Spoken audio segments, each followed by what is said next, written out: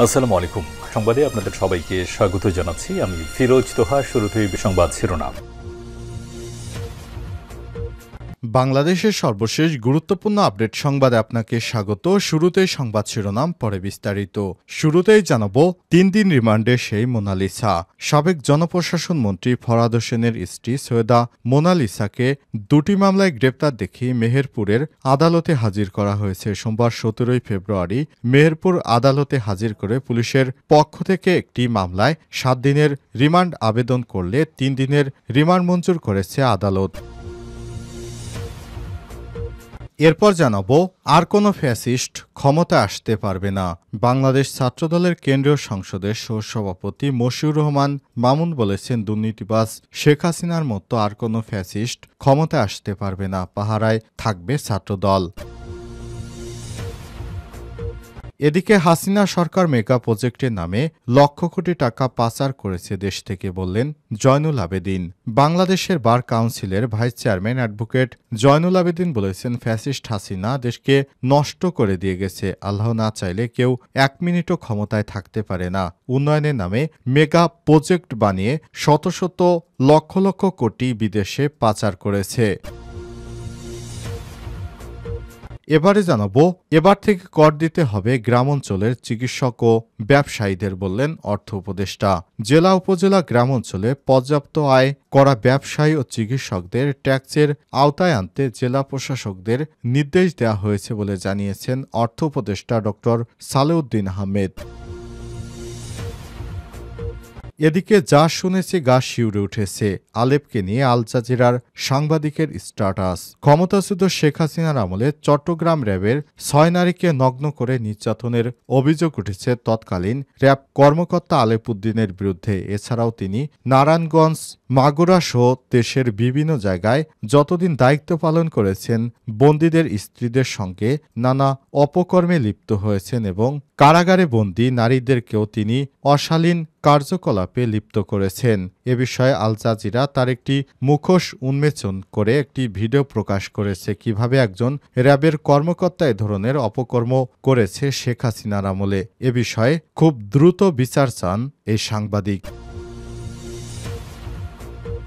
এবং সর্বশেষ জানাবো, বিএনপির কাউন্সিলর নির্বাচনে ভোটার 459, ভোট পড়ল 485। গাইবান্ধা সদর উপজেলার খোলাহাটি ইউনিয়ন বিএনপির কাউন্সিলের নির্বাচন ভোট জালিয়াতির অভিযোগ উঠেছে। নির্বাচনে মোট ভোটার ছিলেন 459 জন, ভোট গণনায় পাওয়া গেছে 485টি। এই অসঙ্গতির কারণে ফলাফল স্থগিত করেছে নির্বাচন কমিশন। প্রিয় দর্শক, এতক্ষণ শুনছিলেন সংবাদ শিরোনাম, এবারে বিস্তারিত। তবে তার আগে বন্ধুরা, অনুরোধ থাকবে সংবাদটিতে একটি লাইক দিন। এই চ্যানেলে আপনি নতুন হয়ে থাকলে আমাদের সংবাদটি দেখতে দেখতে চ্যানেলটি সাবস্ক্রাইব করে রাখুন। কমেন্ট করে বন্ধুরা আপনার মূল্যবান মতামত জানিয়ে দিন বন্ধুরা, আপনি বিশ্বের কোন দেশ থেকে বা বাংলাদেশের কোন স্থান থেকে আমাদের সংবাদটি দেখছেন এবং শুনছেন। এবারে বিস্তারিত। 3 দিনের রিমান্ডে সেই মোনালিসা। সাবেক জনপ্রশাসন মন্ত্রী ফরহাদ হোসেনের স্ত্রী সৈয়দা মোনালিসাকে 2টি মামলায় গ্রেপ্তার দেখিয়ে মেহেরপুরের আদালতে হাজির করা হয়েছে। সোমবার 17 ফেব্রুয়ারি সকালে মেহেরপুর আদালতে হাজির করে পুলিশের পক্ষ থেকে একটি মামলায় 7 দিনের রিমান্ডের আবেদন করলে 3 দিনের রিমান্ড মঞ্জুর করে আদালত। এর আগে রোববার 16 ফেব্রুয়ারি সন্ধ্যায় ঢাকার ইস্কাটনের একটি বাসা থেকে তাকে গ্রেপ্তার করা হয়। সোমবার দুপুর 12:20 দিকে মেহেরপুরের সিনিয়র জুডিশিয়াল ম্যাজিস্ট্রেট 1 আমলি আদালতে হাজির হয় ক্যাসিনো সম্রাজ্ঞী বলে পরিচিত সৈয়দা মোনালিসা ইসলামকে। মোনালিসাকে একটি মামলায় গ্রেপ্তার দেখানো হয় এবং অপর একটি মামলায় 7 দিনের রিমান্ডের আবেদন করলে আদালতের বিচারক শারমিন নাহার 3 দিনের রিমান্ড মঞ্জুর করেছেন। কোর্ট ইন্সপেক্টর মানস রঞ্জন দাস কালবেলাকে বলেছেন, বৈষম্য বিরোধী ছাত্রদের দায়েরকৃত মামলাটিতে মোনালিসার 7 দিনের রিমান্ড আবেদন করা হলে 3 দিনের রিমান্ড মঞ্জুর করেছে। পলি খাতুন নামের এক নারীর দায়েরকৃত মামলায় তাকে গ্রেপ্তার দেখানো হয়েছে। উল্লেখ্য, বৈষম্য বিরোধী ছাত্রদের সন্ত্রাস দমন ট্রাইব্যুনালে দায়ের করা 263/24 নম্বর মামলার 12 নম্বর এজাহারভুক্ত আসামি তিনি। এছাড়াও পলি খাতুন নামে এক নারীর 5 আগস্টে দায়ের করা একটি জিআর মামলার প্রধান আসামি মোনালিসা। মামলার নম্বর GR 387/24। আর কোনো ফ্যাসিস্ট ক্ষমতায় আসতে পারবে না। বাংলাদেশ ছাত্রদলের কেন্দ্রীয় সংসদের সহসভাপতি মশিউর রহমান মামুন বলেছেন, দুর্নীতিবাজ হাসিনার মতো আর কোনো ফ্যাসিস্ট ক্ষমতায় আসতে পারবে না। পাহারায় থাকবে ছাত্রদল। ছাত্র আন্দোলনের সময় আমরা যেমন মাঠে ছিলাম, আগামী নির্বাচনেও ছাত্রদলের প্রতিটি নেতাকর্মী মাঠে থাকবে। রোববার ১৬ ফেব্রুয়ারি বেলা ১১টায় বরগুনা সরকারি বিশ্ববিদ্যালয় কলেজ ছাত্রদলের আয়োজনে বিভিন্ন শিক্ষা প্রতিষ্ঠানে সদস্য সংগ্রহ ফরম বিতরণ অনুষ্ঠানে সব কথা বলেছেন তিনি। মশিউর রহমান মামুন বলেন, বিএনপির ভারপ্রাপ্ত চেয়ারম্যান তারেক রহমানের দিকনির্দেশনায় বিগত দিনে বাংলাদেশ ছাত্রদল যেমন সাধারণ মানুষের পাশে ছিল, আগামী দিনেও ছাত্রদল তাদের পাশে থাকবে। সাধারণ মানুষের কল্যাণে নিঃস্বার্থভাবে দেশের উন্নয়নে কাজ করবে। বরগুনা জেলা ছাত্রদলের সভাপতি ফজলুল মালেক সজীবও এই ফরম বিতরণ অনুষ্ঠানের উদ্বোধন করেন এবং সাধারণ সম্পাদক নুরুল ইসলাম রনি স্বাগত বক্তব্যের মাধ্যমে অনুষ্ঠান শুরু করেন। বরগুনা সরকারি বিশ্ববিদ্যালয় কলেজ ছাত্রদলের আহ্বায়ক গোলাম রাসেল খোকনের সভাপতিত্বে ও সদস্য সচিব এইচ.এম. ইমরানের সঞ্চালনায় প্রধান বক্তা হিসেবে উপস্থিত ছিলেন কেন্দ্রীয় ছাত্রদলের যুগ্ম সাধারণ সম্পাদক সোহেল সরকার। এছাড়াও আরও উপস্থিত ছিলেন বিএনপির বিভিন্ন পর্যায়ের নেতৃত্ববৃন্দ। তারা সবাই সদস্য পদ মনোনয়নের জন্য এসেছিলেন। হাসিনা সরকারের মেগা প্রজেক্টের নামে লক্ষ কোটি টাকা পাচার করেছে বললেন জয়নুল আবেদিন ফারুক।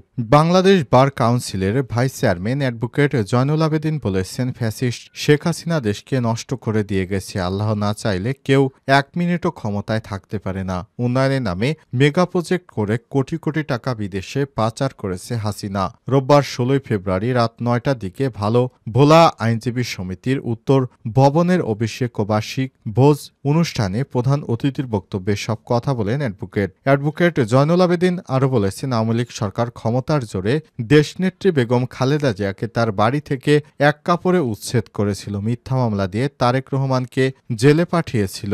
১৬ বছর জেল জুলুম, নির্যাতন, গুম খুন, হত্যা চালিয়েও ছাত্র জনতার আন্দোলন দমাতে পারেনি। অবশেষে ৫ই আগস্ট দেশ ছেড়ে পালিয়ে গেল স্বৈরাচার। তার বিচার আল্লাহর দরবার থেকে হয়েছে। তিনি আইনজীবীদের উদ্দেশ্যে বলেন, এই প্রফেশনে যদি সম্মান না করা হয় তাহলে ন্যায় বিচার ভুলুণ্ঠিত হয়। সাবেক বিচারপতি এস.কে. সিনহাকে জোর করে দেশ থেকে বাধ্য করেছিল, বিচার বিভাগকে কলুষিত করেছিল। বর্তমানে বিচারকদের মাথার উপর কোনো রাজনৈতিক হাত নেই, তাই বিচারকরা এখন কঠিনভাবে সুবিচার করতে পারছেন। ফ্যাসিস্ট সরকারের দোসররা বিচার বিভাগকে ফোকলা করে দিয়েছিল।